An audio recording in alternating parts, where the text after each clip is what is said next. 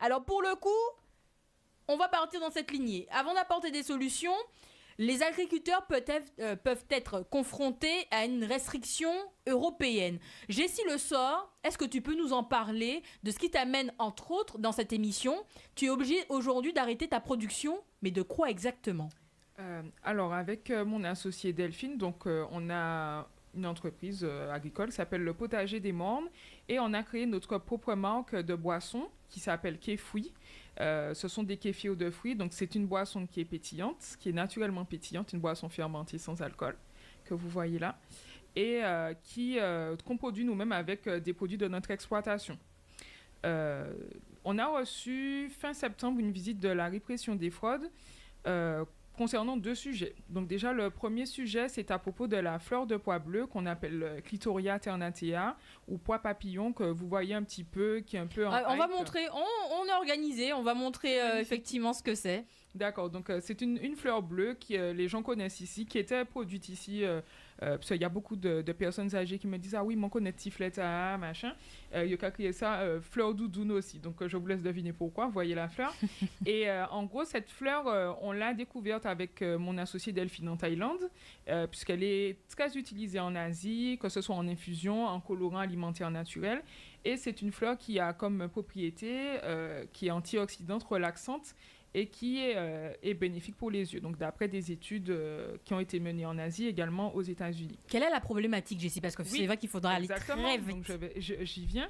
Donc, nous avons été avisés par la répression des fraudes que d'après donc, le FSA, donc, qui est la...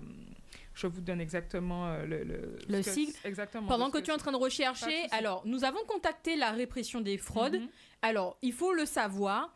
La compétence n'est plus auprès de la répression des fraudes pour pouvoir effectivement pour la Clitoria tenatea. Ils nous ont envoyé un mail et ils nous ont effectivement mis en avant que depuis le 1er janvier 2024, la compétence de pouvoir signaler, alors c'est pour ça que je suis assez surpris que ce soit la DGCCRF qui t'a signalé en juin dernier, parce qu'ils nous ont bien dit dans le mail que c'est depuis le 1er janvier 2024, la compétence a été transférée à la DAF.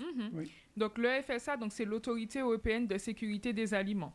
Donc, a priori, ils auraient émis, donc le FSA a émis un avis défavorable concernant la consommation alimentaire de cette fleur de pois bleu, donc que ce soit en gros tout ce qui est aliment et qui n'est pas quantifié. C'est-à-dire que si vous avez envie, on fait par exemple du sirop de menthe et de fleur de pois bleu, si vous avez envie de boire, même si on est d'accord que c'est du sirop, vous n'allez pas boire ça comme de l'eau, mais si vous voulez vous enfiler une bouteille de sirop par jour, il y a pas de, en gros, pour eux, ils n'ont pas le recul pour savoir les effets que ça aurait sur le long terme sur le corps. Donc, ils ne nous recommandent pas l'utilisation, et c'est même interdit en alimentaire de cette fleur. Il y a beaucoup de producteurs en France, notamment, qui ont dû arrêter des produits comme des tisanes ou d'autres produits à base de fleurs de pois bleu, puisque le FSA a émis cet avis comme quoi c'est interdit à cause notamment de cyclotides qui seraient présents dans cette fleur et dont on n'a pas l'impact, entre guillemets, pour eux.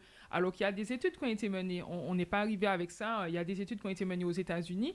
La FDA, donc l'équivalent de l'EFSA, donc la Food and Drug Administration aux États-Unis, a mené des avis qui sont contradictoires avec le FSA. En Asie, c'est une fleur qui est utilisée depuis des millénaires.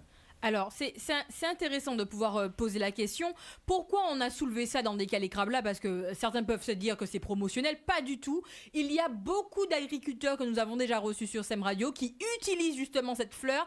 Si vous n'étiez pas au courant que c'est interdit, eh bien là, il faudra vous mettre à jour. Parce qu'effectivement, en Europe, cette fleur de pois bleu qu'on a montrée tout à l'heure, elle est considérée comme des nouveaux aliments au sens du règlement de l'Union européenne 2015/2283.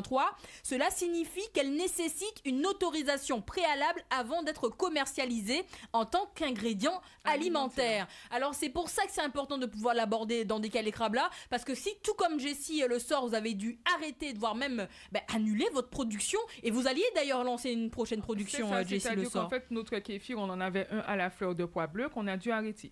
Notre sirop de menthe et de fleur de pois bleu, on a reçu une injonction comme quoi il va falloir aussi arrêter de le produire. Donc on a avisé les autorités compétentes que nous avions un stock d'étiquettes. Donc, on a commandé nos étiquettes avant de recevoir cette injonction. Donc, on peut a priori continuer jusqu'à ce qu'on n'ait plus d'étiquettes. Et après, quid? Donc, ça, c'est une partie de notre production. C'est ce qui nous permet de boire et de manger. C'est pas forcément la production maraîchère qui nous permet de boire et de manger. Deuxième problème, le même jour, on a reçu beaucoup de bâtons sur la tête. Donc, cette boisson qui est un de nos produits phares transformés, donc le kéfir de fruits, en juin de cette année, et ça c'est quelque chose qui a été fait au niveau européen, qui est un décret qui a été décidé au niveau européen. Il existe deux types de kéfir. Donc le kéfir de fruits, comme je vous disais, qui est cette boisson fermentée sans alcool et naturellement pétillante, qui est produite à partir de grains de kéfir. Donc en fait, c'est un ensemble de bactéries et de levures qui vont fermenter et donner une boisson pétillante qui est bonne pour la digestion. Alors Jessie, comme l'heure avance très rapidement, du coup, pour le coup, qu'est-ce que vous devez faire? Donc, en gros, on nous a dit que ce kéfir qu'on appelle kéfir de fruits et un autre type de kéfir qui est du kéfir de lait qui ressemble plus à un yaourt. Donc, le décret stipule que ne devra porter la mention kéfir que les kéfirs de lait.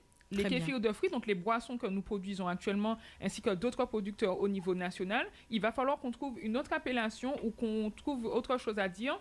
Mais ça, pour eux, il ne faut plus qu'on appelle ça kéfir.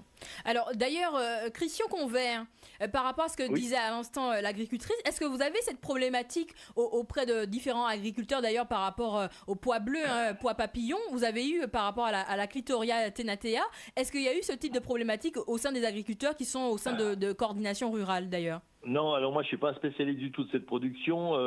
Peut-être qu'il y a quelques cas isolés, mais ça a l'air d'être plus prégnant là-bas chez vous. Mais ces problématiques-là, il faut les faire remonter, bien évidemment, par vos élus. Donc les élus, c'est vous avez prévu, des on doit députés rencontrer comme un élu la semaine prochaine. C'est nos premiers interlocuteurs. Bon, c'est par là et par vos responsables. Donc